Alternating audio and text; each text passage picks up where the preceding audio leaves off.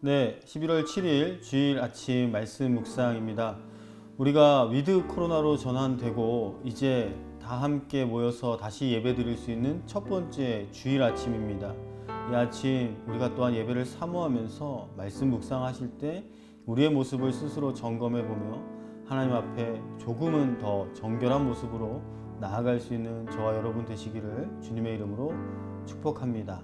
기도하고 말씀 함께 보겠습니다.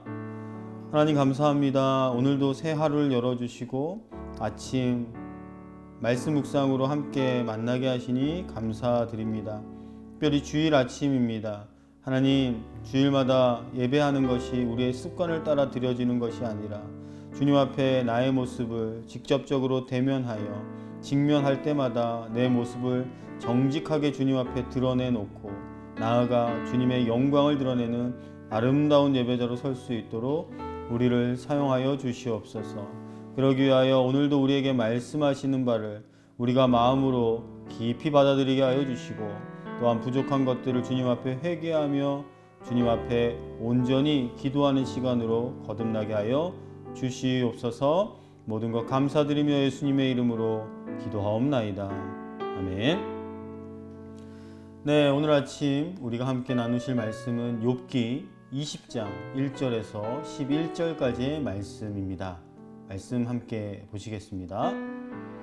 나아마 사람 소발이 대답하여 이르되 그러므로 내 초조한 마음이 나로 하여금 대답하게 하나니 이는 내 중심이 조급함이니라. 내가 나를 부끄럽게 하는 책망을 들었으므로 나의 슬기로운 마음이 나로 하여금 대답하게 하는구나. 내가 알지 못하느냐? 예로부터 사람이 이 세상에 생긴 때로부터 악인이 이긴다는 자랑도 잠시요 경건하지 못한 자의 즐거움도 잠깐이니라.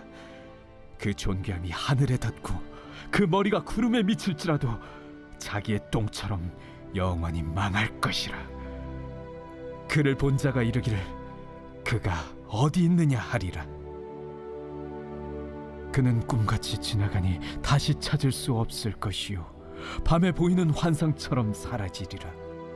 그를 본 눈이 다시 그를 보지 못할 것이요 그의 처소도 다시 그를 보지 못할 것이며 그의 아들들은 가난한 자에게 은혜를 구하겠고 그도 얻은 재물을 자기 손으로 도로 줄 것이며 그의 기골이 청년같이 강장하나 그 기세가 그와 함께 흙에 누우리라. 네, 우리 욥기를 계속해서 보다 보면 욥과 세 친구들의 논쟁이 반복되어 나오는 것을 우리가 볼 수 있습니다. 욥이 겪는 고난에 대해서 논쟁을 벌이게 됩니다. 제일 먼저 엘리바스, 그 다음에 빌닷, 그 다음에 소발과 논쟁이 이루어지죠. 오늘 우리가 읽은 욥기 20장은 소발과 논쟁 가운데 두 번째로 이 소발이 욥에게 이야기하는 내용입니다. 그러니까 소발로서는 오늘 말씀 전에 이미 욥과 한 번 논쟁을 벌였고 다른 친구들은 이미 두 번씩 욥과 치열한 논쟁을 벌였습니다. 그런데 그 친구들이 하는 이 모든 논쟁에 이유가 하나 있죠. 친구들이 하는 말은 하나같이 욥이 겪는 고난에 이유가 있다라는 것이고 그 고난의 이유는 바로 욥의 죄라고 이야기를 하고 있습니다. 욥이 죄를 범했기 때문에 그 벌을 받는 것이 정당하다라는 것이 주장이죠. 그런데 욥은 친구들이 자기를 걱정해서 하는 말이라도 친구들의 주장을 받아들일 수가 없습니다. 그러니까 욥은 친구들이 이러한 주장을 할 때마다 계속해서 반박할 수밖에 없는 것이죠. 친구들의 마음은 어땠을까요?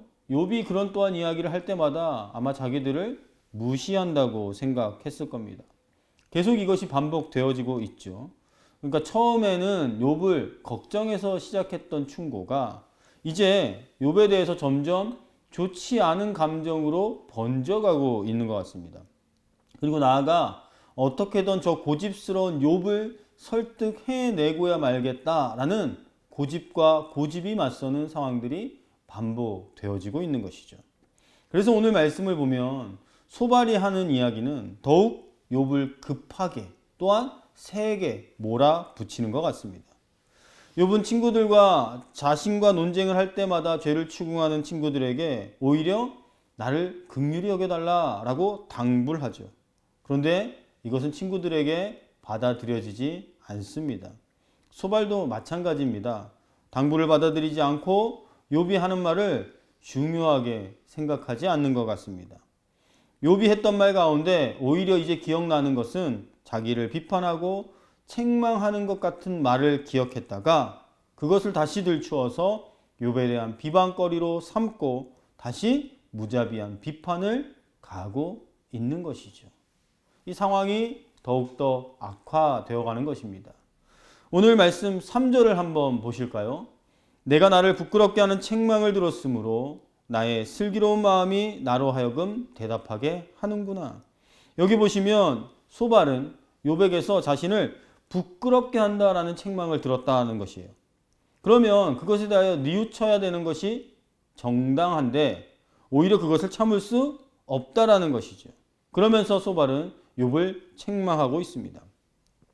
오늘 말씀에 나오는 소발의 모습을 보면 부족한 모습이 분명히 드러나고 있습니다. 왜냐하면 타인이 자기 마음에 드는 말을 해주지 않았다고 해서 자기가 모욕을 당했다라고 생각하기 때문이죠.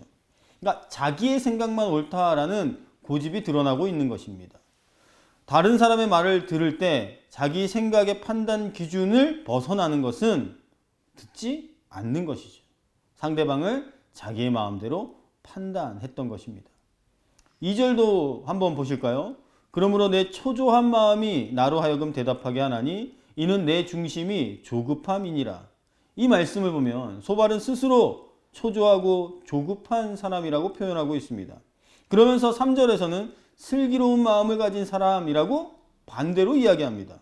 이런 모습만 봐도 우리가 소발이 얼마나 조급하고 편협한 사람인지를 알 수 있는 것이죠. 상황에 따라 이러한 사람이다. 또한 상황에 따라 나는 이러한 사람이다. 스스로를 규정하는 자기 생각만을 드러내고 있습니다. 그래서 이런 소발의 경우를 볼 때 우리는 무슨 일에 대하여서 내 생각과 의견을 밝힐 때도 이러한 모습을 우리가 보이지는 않고 있는가 점검해 보아야 하는 것입니다. 무엇보다 그 일에 대하여서 올바르게 이해하고 깊이 생각하는 것이 중요하다라는 것을 알 수가 있는 것이죠. 성급하게 의견을 낼수록 말이 많을수록 실수는 많아지게 되기 때문입니다. 소발이 바로 그렇습니다. 욥의 말이 끝나기도 전에 기다렸다는 듯이 자기의 생각을 쏟아냈죠. 그러니 소발로서는 욥이 무슨 말을 하고 무슨 부탁을 하는지 들을 이유가 없었던 겁니다. 그냥 자기의 마음에 맞지 않는 말, 자기의 기준과 다른 말들을 기다렸다는 듯이 반박하는 것이죠. 우리는 어떻습니까? 우리의 인간관계에서도 이러한 모습들이 종종 드러납니다. 상대방의 이야기에 대해서 조급하게 끼어들고 섣부르게 판단을 하게 되죠. 실제로 우리는 다른 사람과 대화를 하면서도 상대방의 말 가운데 내가 듣고 싶은 말을 기다립니다. 내 판단을 미리 정해놓고 그 판단에 맞는 말만 가려서 듣는 것이죠. 그러니까 조급하게 되고 초조하게 되고 기다리기가 어렵습니다. 욥의 말을 들었던 소발이 오늘 그런 모습을 보이고 있다는 것입니다. 그런데 이렇게 조급하게 되고 내 생각만 앞세우면 어떻게 될까요? 결국 미련하게 되어지고 스스로 자기를 높여가는 교만에 빠질 수밖에 없는 것이죠. 왜 그렇습니까? 자기의 생각만 옳은 것이고 자기의 의만 드러내고 말기 때문입니다. 오늘 15절을 보면 명확해집니다. 우리가 오늘 본문을 15절까지 읽진 않았지만 한번 보겠습니다. 그가 재물을 삼켰을지라도 토할 것은 하나님이 그의 배에서 도로 나오게 하심이니. 무슨 말입니까? 악인이 재물을 삼켰는데 하나님이 그 배에서 그렇기 때문에 토하게 하신다라는 것이죠. 소발이 욥에게 이런 말을 하는 이유가 무엇입니까? 욥이 그동안 누렸던 것은 정직한 것이 아니라는 것이에요. 사랑의 충고가 아니라 자기의 의를 앞세워서 정죄하는 것이 계속해서 더 강하게 드러나게 되는 것입니다. 우리가 이러한 것을 단적으로만 봐도 우리 역시 소발과 같은 오류를 범하고 있지는 않은지 잘 살펴봐야 한다는 것입니다. 오늘 말씀을 다시 한번 묵상하면서 우리 이렇게 생각해 볼 수 있었으면 좋겠습니다. 상대방의 말을 경청한다고 하지만 우리는 여전히 내 생각과 내 판단에 따라 움직이고 있진 않은가. 그것도 다른 사람에게 검증된 생각이 아니라 내 혼자 주관적인 생각과 감정에 따라 상대방을 함부로 판단하고 있지는 않은가 말이죠. 오늘 우리가 다시 한번 말씀을 정리하면서 우리의 모습 가운데 내가 바라는, 내가 소망하는 바는 상대방도 원하고 있다는 것을 잘 기억할 수 있기를 바랍니다. 우리가 누군가와 진심 어린 대화를 하기를 원한다면 먼저 내가 진심이 담긴 마음을 보여줘야 하는 것이겠죠. 한번 생각해 보십시오. 진심 어린 대화를 하고 싶다고 할지라도 상대방만 진심을 강요해서는 안 되겠죠. 나부터, 자신부터 진심으로 나아가야 할 것입니다. 그러므로 우리가 오늘도 잘 듣기 위하여서는 내가 먼저 정직하게 직면해야 할 필요가 있는 것입니다. 자기들의 형편과 처지에 대해서 진심을 담아서 이야기하게 할 수 있기 위해서는 우리가 그만큼 진심으로 대해야 하는 것이죠. 친구의 관계였던 욥과 소발의 관계도 마찬가지겠죠. 서로 의로운 것만을 나누는 것이 계속해서 자기의 생각의 기준에 옳은 것만 나누다 보니 논쟁으로만 치우치게 되는 것입니다. 정작 필요한 위로와 진심은 사라져 버린 채 말이죠. 오늘도 우리가 우리의 관계 맺는 모든 일상 속에서 그러한 모습을 점검해 볼 수 있길 바랍니다. 내가 듣고 싶은 말만 듣고 하고 싶은 말만 하고 사는 사람은 아닌지 말이죠. 진심 어린 대화와 진심이 통하는 사회 가운데 내가 먼저 가면을 벗고 진심 어린 마음으로 나아갈 수 있는 저와 여러분 될 수 있기를 주님의 이름으로 축복합니다. 이렇게 할 때 아름다운 인간관계를 누릴 수 있을 뿐만 아니라 하나님 앞에서도 올바른 관계를 유지해 나갈 수 있을 것입니다. 오늘 소발이 가졌던 모습은 아마 교만, 미련, 자만이라고 표현할 수 있을 것 같습니다. 이것은 굉장히 무서운 죄입니다. 이러한 자세는 스스로 자신을 높이게 되죠. 스스로 자신을 옳다고 여기죠. 이것은요, 죄의 모습과 너무나도 닮아 있습니다. 자신을 하나님처럼 높이고 다른 이의 상처를 감싸주기는커녕 무자비하게 짓밟게 되기 때문입니다. 하나님과 같이 하고자 하는 교만은 죄였습니다. 아담과 하와 때부터 나타난 모든 죄인의 특징이 바로 이러한 교만과 미련과 자만이었습니다.